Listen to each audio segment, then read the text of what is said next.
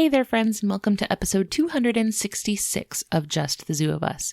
This week I am joined by researcher and science communicator Thomas Green for a look at some of the fascinating ways that animals get close to each other. We'll talk about the diversity of affections between animals, lessons we should learn from the ways animals mate, and some lessons we probably shouldn't, bust some myths, make a really good pun about cricket song frequencies, and so much more. Just as a heads up, this episode is about courtship and mating behaviors, so naturally a lot of this conversation is about sex.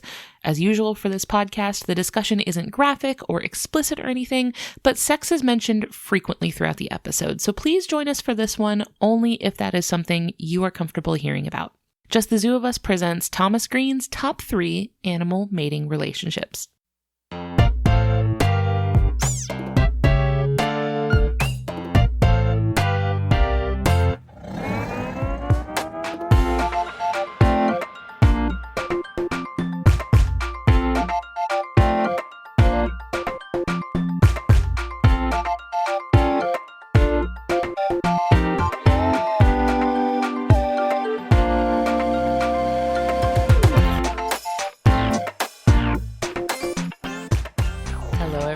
This is Ellen Weatherford with Just the Zoo of Us, your favorite animal review podcast, and I am really excited this week to be talking about, I think, a seasonally appropriate topic as the weather is getting chilly. It's getting to be sweater weather. We're getting cuddled up on the couch. We're getting our warm, fluffy blankets out to talk about some of the relationships between animals as we get into the sort of a little bit of a romantic season. To talk to us here, this is a brand new friend this week. This is Tom Green. Say hi, Tom. Hello. Thank you so much for having me.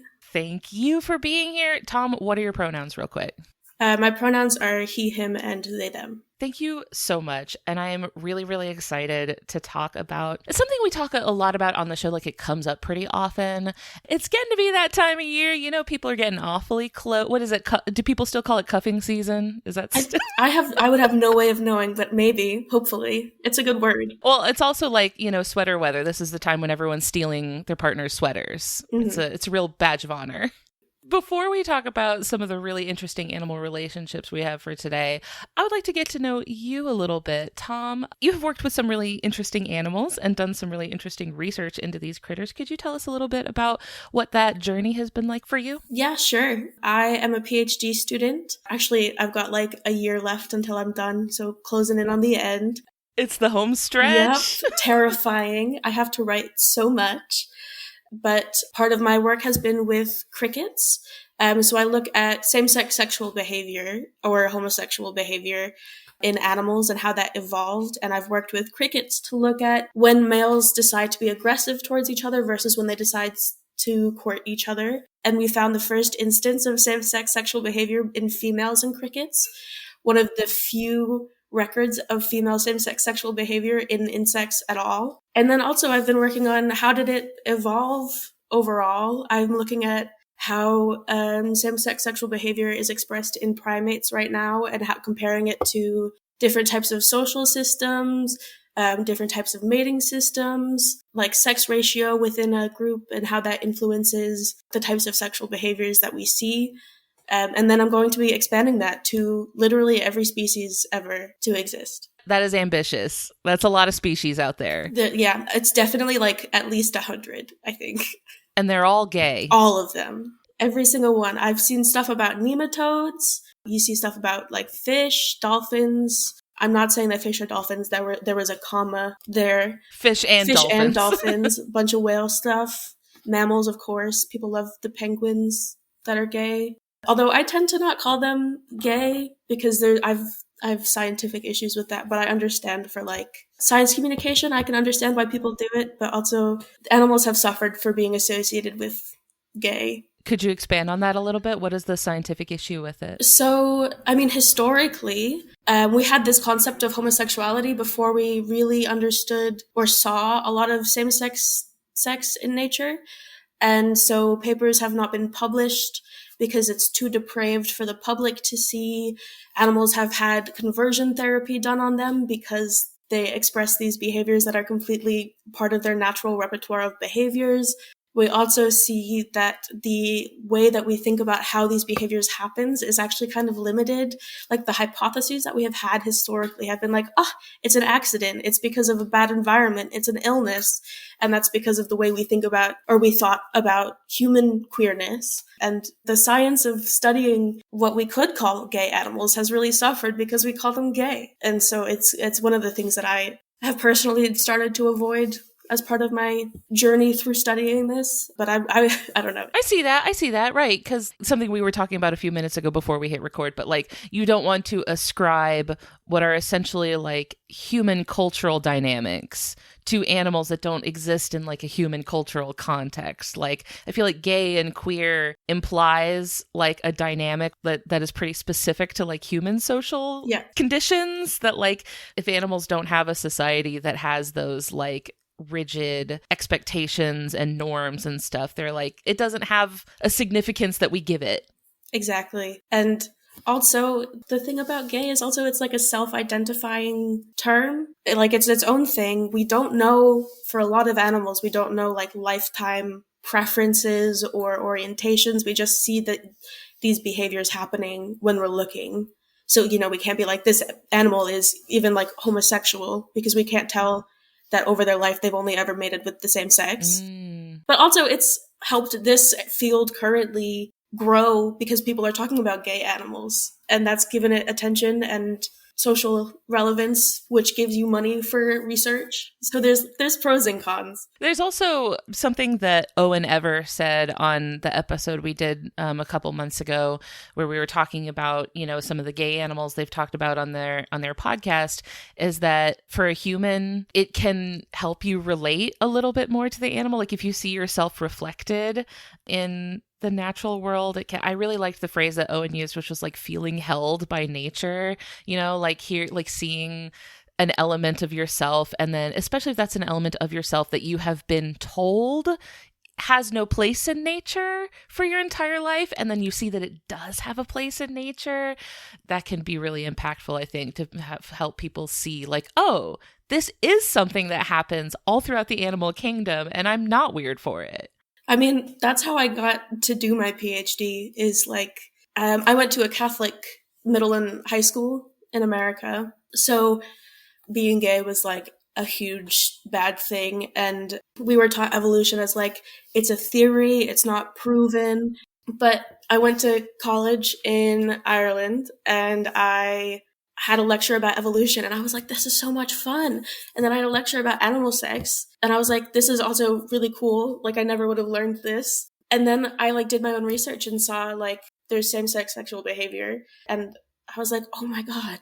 Like it was a big light bulb moment for me. And then I was filled with fury that nobody ever talked about it in the scientific area that I was in. And here I am 4 years later doing a PhD. So you mentioned that you had been observing this behavior in crickets. One of the things that you mentioned was that, you were working on why these behaviors evolved and like how they can evolve. What have your findings been in that? So this is not published yet, but we're writing it up into a manuscript. So, you're getting hot off the press science. I have personally found that it reduces the aggression that is received by a cricket in like a male-male encounter. Oh. So one of the main hypotheses for crickets or insects at large is that it's a mistake, that insects can't tell the difference between males and females, which for crickets we know is not true because males and crickets sing and females do not. And singing is part of their courtship. And so it's this very obvious social signal that they are in fact doing a sexual behavior with another member of the same sex. It's a bit more complicated for females, but there are pheromones that they can usually tell what sex is what. So we found that when an individual courts, they increase the likelihood that the other individual will court, and they decrease the likelihood that the other individual will be aggressive towards them. So it like is another energy-sparing way of settling an interaction with a potential competitor male. I like that. I like the idea of like, hey, how about instead of fighting, I've got a better idea. Yes. Yes.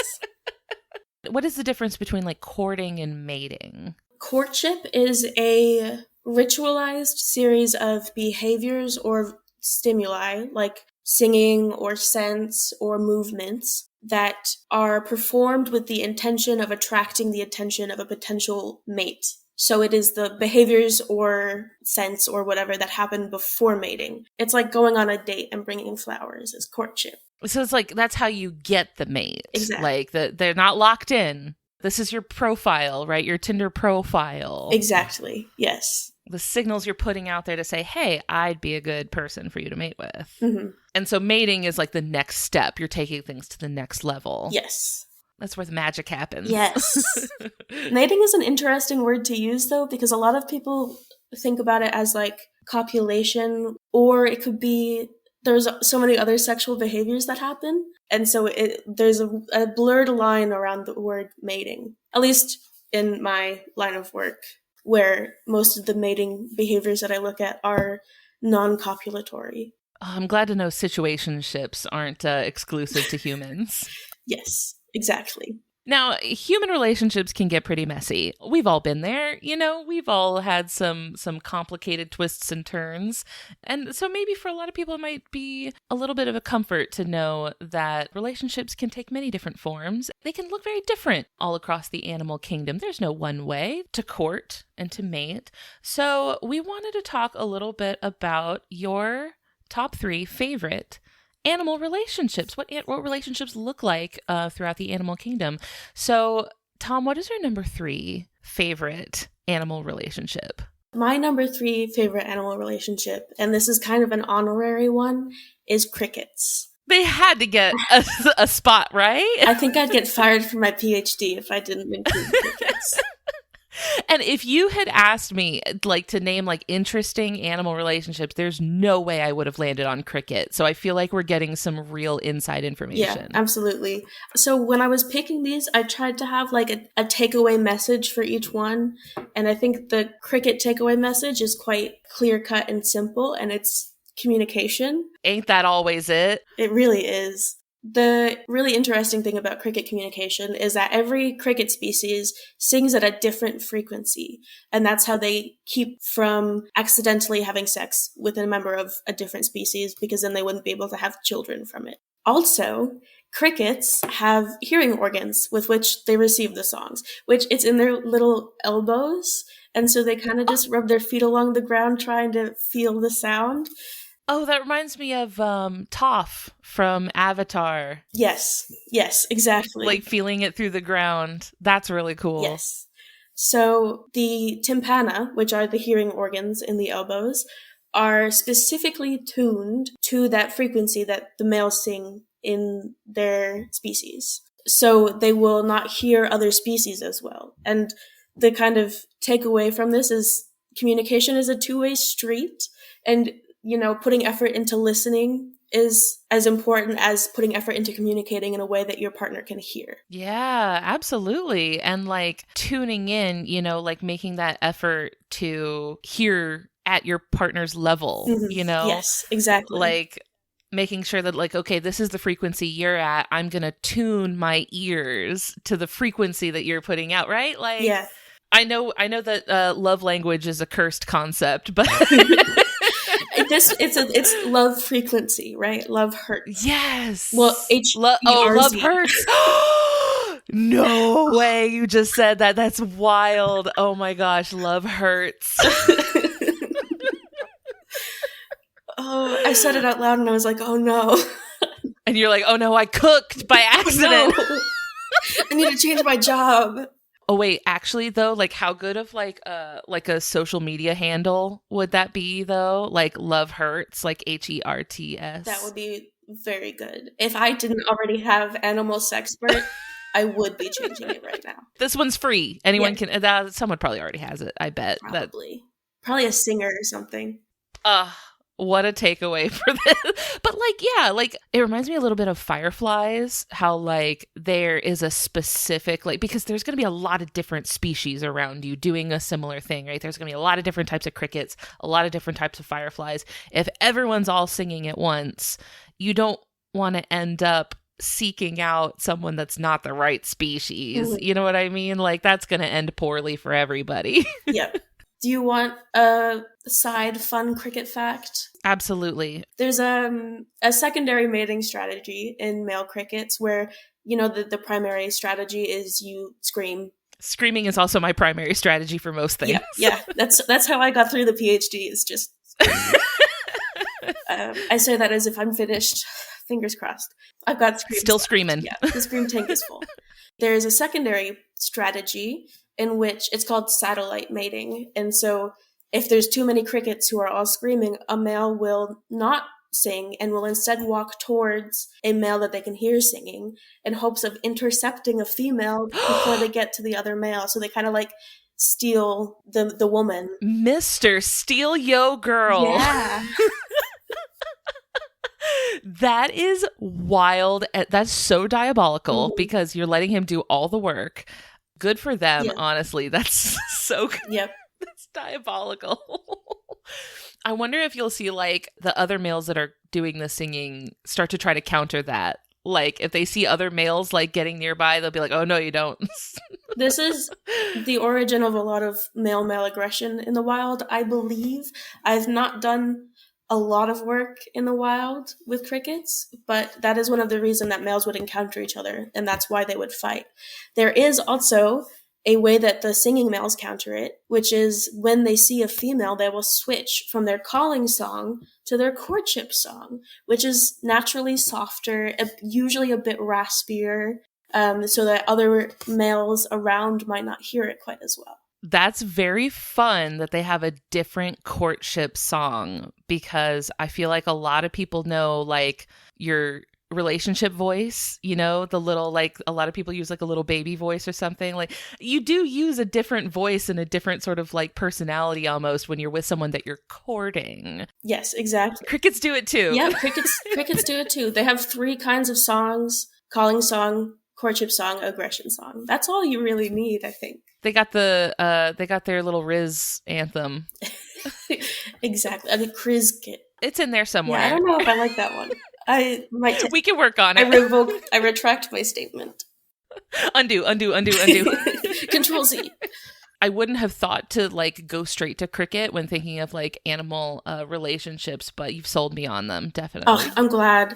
My supervisor would be proud. He thinks that crickets are the most underappreciated animals. I used to work at a pet store where we sold crickets, like just straight out of a big giant bin. Mm-hmm. And that wasn't a great environment to appreciate crickets because they smell awful. Yes. And I had to reach my hand into a bucket of like 500 of them. Yes. I will say my time working in the lab with crickets made me like them a lot less, especially when one entire box just died and congealed into like an inch thick cricket mass at the bottom of the tank. Oh, yeah. We had to clean those out. Scoop it out. It's not a glamorous animal to work with. No, they're full of mold and poop. Yeah. And they throw up when you pick them up. Yeah, they're not my favorite. They're not the cuddliest. No, and they run away so fast. They're fast. They're hard to catch. Something I've always heard about crickets is that they can throw their voice. Is this true? In the sense that, like, if you hear a cricket, you aren't necessarily going to be hearing like where that cricket is. I always heard they could throw their voice. I don't know if this is just something that someone made up and told me and I always believed. So I have not ever heard that before. But really? I will say the point of the song is to be located accurately by females. So it would be counterproductive for them to throw their voice. I do know that a lot of field crickets will make burrows. A lot of species of field crickets will dig burrows and then they stand positioned in a specific way in front of the burrow so that it makes it like a speaker almost. So it makes the song louder. Oh, that's a good idea. They've made like a little dish. Yeah, exactly. But I don't think they throw their voice. I was wondering if this is something that like I totally just like Mandela affected into my brain or something like that. So I threw into Google, can crickets throw their voices, just to see if anyone else has ever asked this question. And the little AI overview thing in the beginning of Google says, no, crickets don't throw their sound. And so I'm scrolling a little bit and I do see some other people asking about it. Weirdly enough, in the subreddits r/emo and r/pop-punkers, it seems to be a very common discussion. That's a strange place for cricket conversation. Why are you guys talking about cricket so much? Okay. Oh, it's a song. There's a song called Crickets Throw Their Voice by the band Basement. Okay. Which I've never heard in my life. Nope.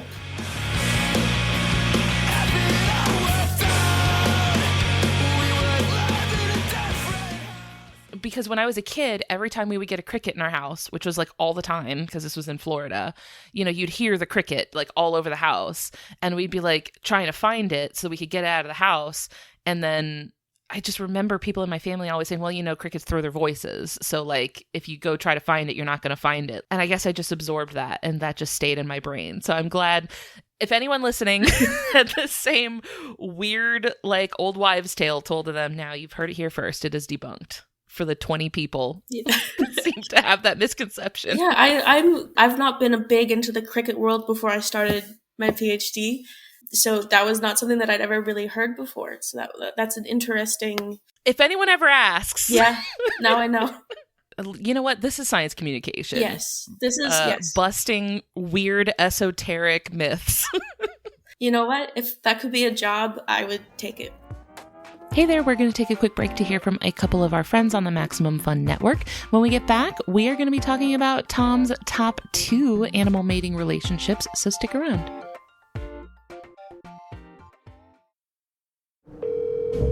Hello. Hey, is this Meredith? This is. This is Alex Schmidt from Secretly Incredibly Fascinating. I'm calling because you have been named the Maximum Fun Member of the Month for the month of December. Hooray! Yeah. As the Member of the Month, you are going to get a $25 gift card to the Maximum Fun store. You get a special Member of the Month bumper sticker, and you get to use a special parking spot at the Maximum Fun headquarters in Los Angeles, California.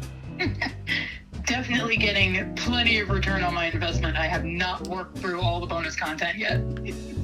If you're a Max Fun member, you can become the next Max Fun member of the month. Support us at MaximumFun.org/join. Hello, teachers and faculty. This is Janet Varney. I'm here to remind you that listening to my podcast, The JV Club with Janet Varney, is part of the curriculum for the school year. Learning about the teenage years of such guests as Allison Brie, Vicki Peterson, John Hodgman, and so many more is a valuable and enriching experience. One you have no choice but to embrace because, yes, listening is mandatory. The JV Club with Janet Varney is available every Thursday on Maximum Fun or wherever you get your podcasts. Thank you.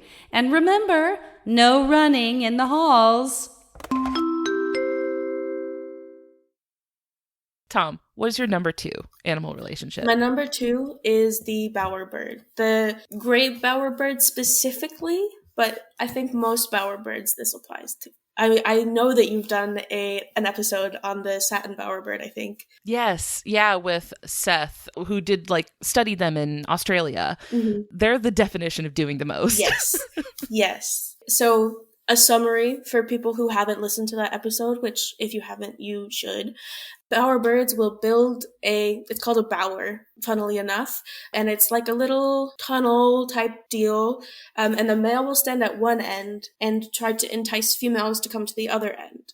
But the cool part is that when the male is building the bower, he will frequently go back to where the female would stand and look through it to get her perspective. And not only that, he rearranges things to make himself look bigger or to make his colors pop more, like when he's considering the perspective of where the female will come. Or male, there are males that do like to go and visit other males' bowers and get funky. One of the things we were talking about was how the younger male bowerbirds will practice together. Yeah. Or they'll follow around an older one and be like a little wingman. Yeah, what you got going on over here? Yeah. Let me get some ideas. Oh, so you do the smaller rocks here and the bigger rocks here? Yeah. It's like those subreddits for male fashion advice, male living spaces, stuff like that, where all the dudes are let's all trade tips on how to find out how to have a little bit more than a box spring on the floor. Mm-hmm, mm-hmm. More than the bare minimum. Bowerbirds they're locked in. They really have. We need to band together, brothers. Yes. So the reason I picked bowerbirds for this was because I was at a conference and one of the plenary speakers talked about his research on bowerbirds and how so much of it was about like considering the perspective of the other individual. And so it was like the type of rock placement. So it's bigger rocks closer to where the female would stand and smaller rocks further away so that with the forced perspective, the male will look even bigger. And the colors that the male will put around the bower are specifically in contrast to like their plumage, which they do like a little dance and like flash. So there's so many different aspects to being considerate. I guess it would be a good takeaway from the bowerbird to be like, see things from your partner's perspective. Exactly. Stand in their shoes sometimes, like see things from their position. Mm-hmm. Also, maybe it seems like there's a little bit of gaslighting going on. See, I was thinking like, what could I do that my partner would appreciate? Right, yeah, like gestures, Yeah. like show that you're thinking of them. Yes. So like, if you get your partner flowers, it's because you care about them, but also then it makes them happy with you. Not when you get flowers as an apology, that's a completely different thing, I think. But, it's a trade-off of, oh, you thought about what I want or what I need. For the flower takeaway, the takeaway for that could be, don't wait for an apology to get flowers. Yes. If you only get the flowers when it's in an apology, then that's going to make an association, right? Of flowers because something bad happened. Yeah. So like then flowers are going to feel bad after a while because then you'll be like, oh, yeah. Oh no, flowers, what happened? What did you do? Yeah. It's like when a dog comes up to you and they look guilty and you don't know what they've done, but you're like, you've done something wrong. That's when my cat is being quiet. I'm like, what did you do? What's happened here? I have to follow the clues to see what's broken. Did I hear any crashes recently? One of the things also that I remember talking about in the bowerbird episode was that the female bowerbirds would come back to like the same male if they had like had a successful mating in the past. Mm-hmm. So like rather than going through the whole process of having to like find a new dude, they'd be like, you know what, this one worked fine last time. Yep. Passable. It'll work. Tried and true. Let's run it again. Yes. Which is the opposite of not the opposite. Do you know the sexy sons hypothesis? No, what is that? So basically it's part of Are you saying sexy sons? Yes. Like SONS? Okay. It's kind of associated with another hypothesis called Fisher's runaway hypothesis, which is like how peacocks got their extravagant tail feathers is because sexual selection happened and these things are just now extreme ornaments to prove their fitness to potential mates, which is also like another handicap hypothesis. There's a bunch of stuff about how fancy ornaments happen, but the sexy sons hypothesis is specifically like, I'm going to mate with this male so that when I have offspring, they will look as good, if not better, than the male. And then they will have good chances of mating. So it's kind of banking on this continued like preference for a certain trait, which is also another hypothesis for how traits like tail feathers is a classic example get so exaggerated. It seems so, like, once you explain it, I'm like, yeah, like, that totally makes sense. And Sexy Sons is the goofiest possible name they could have given that. It's so good. I remember learning about it in undergrad, and I was like, this is amazing. I want it tattooed. Someone was having a silly day when they wrote this. Yes. I mean, as I named a behavior booty bumping, so I think I have to have sympathy for them because... I have to hear more about booty bumping. So I love talking about it. This is from the same paper that I talked about earlier. That is, we're writing up the manuscript. It's about crickets. But there's this behavior that happens between male crickets in one of the species that I looked at where they bump their booties together. Same, dude. Yeah. And it's really interesting because in field crickets, the females mount. And what they do is they climb on top of the male. So it's head on top of head, abdomen on top of abdomen. So this position of having like abdomen tips together is completely outside of the like different sex sexual behavior repertoire. So it's this completely novel same-sex sexual behavior. And it's a sexual behavior, but only between males. And they just push their booties together really hard. And it's accompanied by like singing the courtship song, and beforehand they do the courtship posturing, and then they just push their butts together. Spectacular. They're like, listen, we both got butts. Maybe this is something. Yeah. One of my hypotheses for why it happens is they have these two very sensitive appendages that come out of the end of their abdomen called cerci. They're like the antennae of the butt, and they are incredibly, incredibly sensitive. Like they can sense changes in air movement very specifically. And they are also involved in directing sperm and spermatophore, and they are rubbing their cerci together. So maybe there's like a stimulation thing going on. This is completely hypothesis, not scientifically proven, just what I think after having watched booty bumping quite a few times. So that's one of the things we talked about before. Like, sometimes animals just do stuff because it's fun. Well, another thing is like animals have sex, but do they know the consequence of that is offspring? Because, you know, there's a whole thing about like trying to figure out which species can link cause and effect. And it's considered this like huge signal of like potential intellect for a species. But we just assume that they all have this cause and effect linked in their brain of like, if I have sex, then I will have babies. But sometimes they just have sex to have sex. And the baby thing is like a side effect that laterwards they're like, oh, uh-oh, wonder why this happened. I just pooped an egg. Well, I wonder at what point in like human development did like humans make that connection, right? Like, it couldn't have been that early on. Yeah. Like, I feel like there was a point where they had to have been like, oh, you know what? It was that. Yeah. Like, I mean, it took a very long time to figure out how sperm and egg worked as well. Because they used to think that it was just a little guy in the sperm. Like a whole dude? Just a whole dude. No eggs, but the like women were just incubators. For the little dudes. For the little dudes. Yeah, they were called homunculuses, I think. Is that why the medieval paintings, all the babies would just be like small scaled down adult men? Okay, I actually just listened to a podcast about this. It was another Maximum Fun podcast. Wonderful. That's probably why they were on my brain too, because I think I listened to the same one. It was because they were only painting Jesus at that time. And they didn't want to be like Jesus was a baby because he was born fully man or whatever. So they made him just look like a small man. Then the other painters were like, I guess that's what babies look like. I guess that's what babies look like. They're like, I don't have any babies nearby, so no point of reference. And I'm an adult man. Why would I ever be near a child? And also, I guess accuracy wasn't as big of a thing then. It's just vibes. Yeah, just vibes. Do you think that crickets would think the same thing, that there's just tiny little crickets in there? Yeah. I mean, they don't do parental care, so they only interact with infants when they are also infants. So maybe they just think that the world shrinks and they don't change in size. Whatever's in there, not my problem. Exactly. Somebody else's problem. Yeah, exactly. Don't know, don't care. Goodbye. Yep.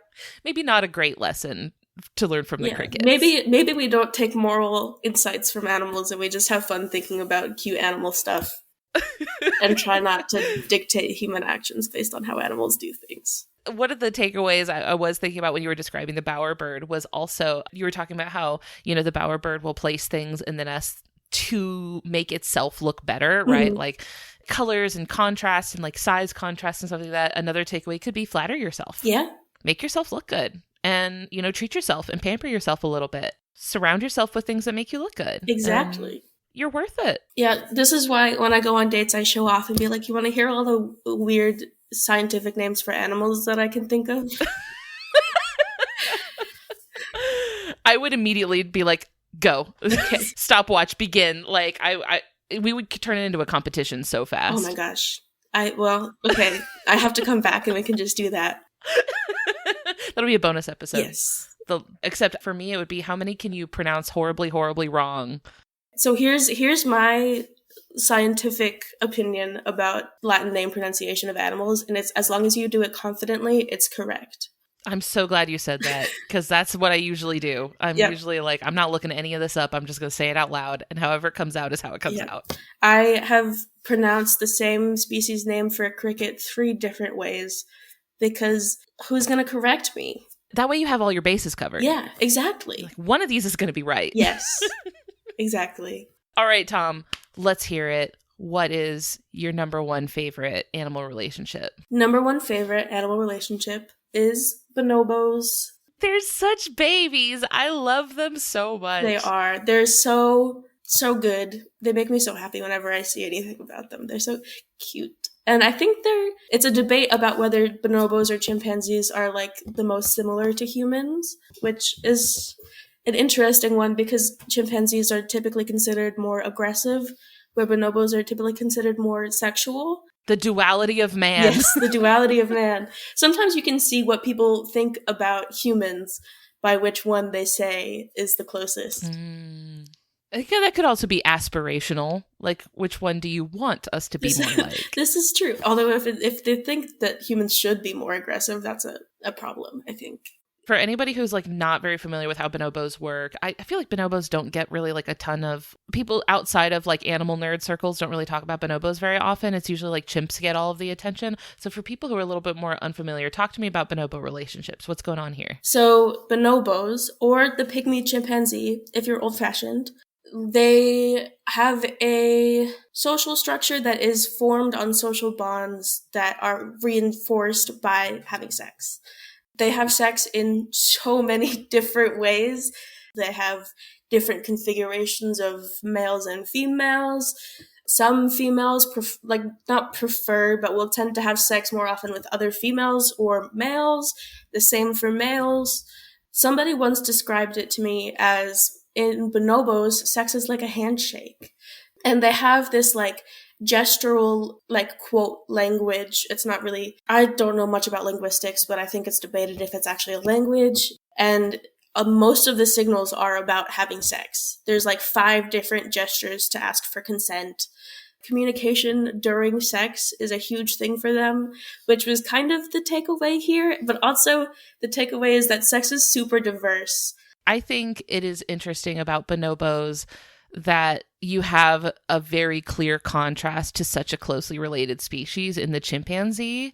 It's an interesting example of how you can see 2 very closely related species that have such different approaches to like social interactions with each other. I feel like there's not a lot of other like examples of that in nature where you can see like these 2 animals are like physically very, very similar to each other, but the way that they approach each other is so drastically different. Yeah, I think that's a good point. But I will say, I think a lot of that has to do with how we define things, because a lot of very similar behaviors in chimpanzees and bonobos, like in bonobos, they'd be classified as sexual, whereas in chimpanzees, it would be like affiliative or like affectionate rather than calling it sexual, because we've been studying chimpanzees for a longer time and therefore from a more sexually repressed society, especially in science. Right. So maybe they're not as different as we think they are, but just because like the timelines of when we've been studying them through like our own weird shifting cultural lenses, right? Like we might see them differently just through our own weird baggage as people. Exactly. I do think that there is a difference, but I think it's maybe not as big as it would be if we had started studying them at the same time.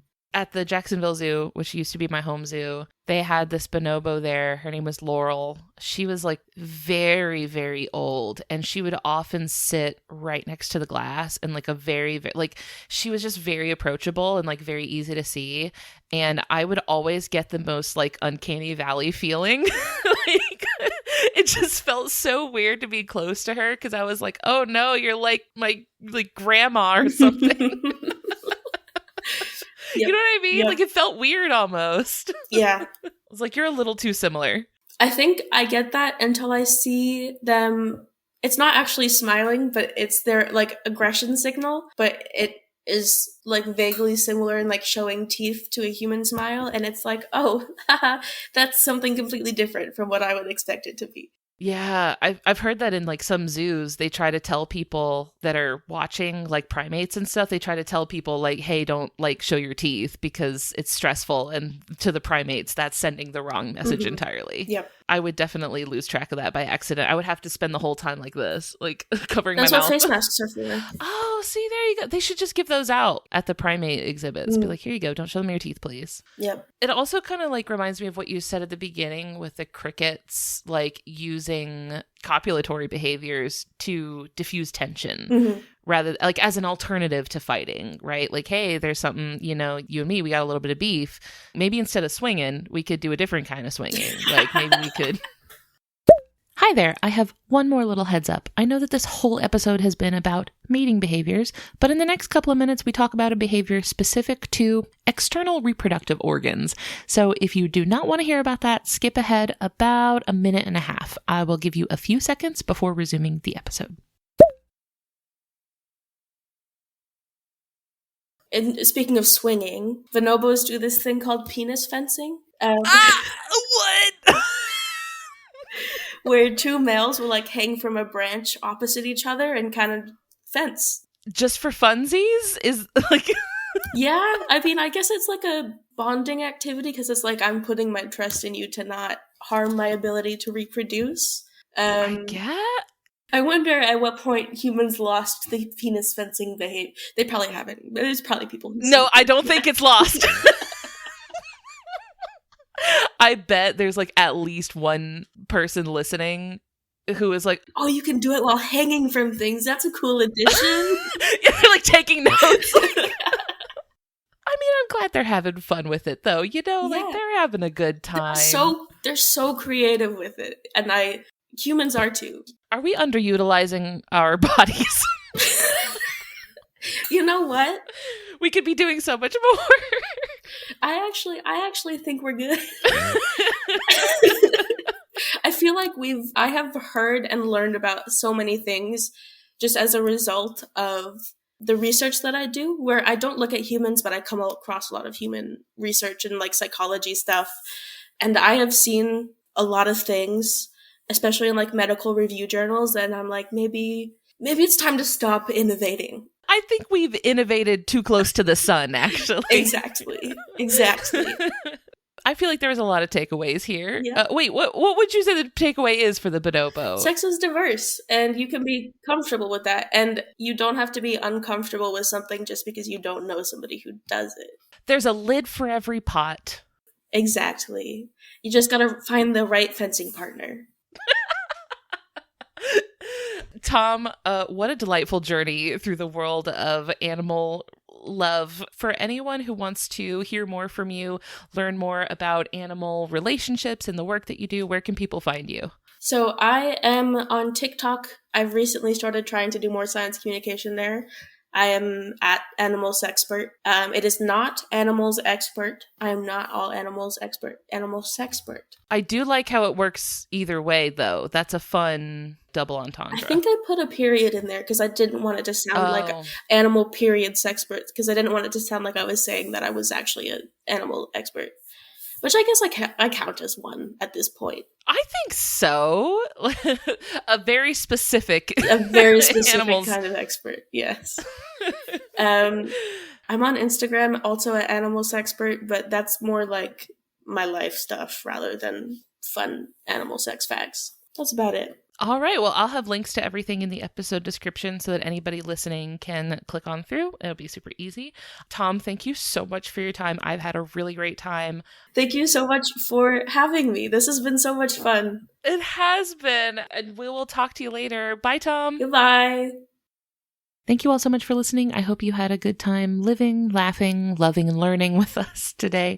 If you liked what you heard, I hope you leave behind some kind words for us and a review on your podcast app of choice. If you'd like to hang out with us online, we're on Facebook, Instagram, Discord, and TikTok. Links to everything will be in the episode description. You can also send me an email at ellen@justthezooofus.com if you have a cool animal you'd like to hear us talk about on the show. We would like to thank Maximum Fun for having us on their network alongside their other wonderful shows like the ones that you heard promos for here today. You can go check those out and learn more about the network and how you can be a part of supporting our show and get access to our exclusive bonus content over at MaximumFun.org. Finally, we would like to thank Louis Zong for our theme music. That's all for today. We'll see you next week. Thanks. Bye.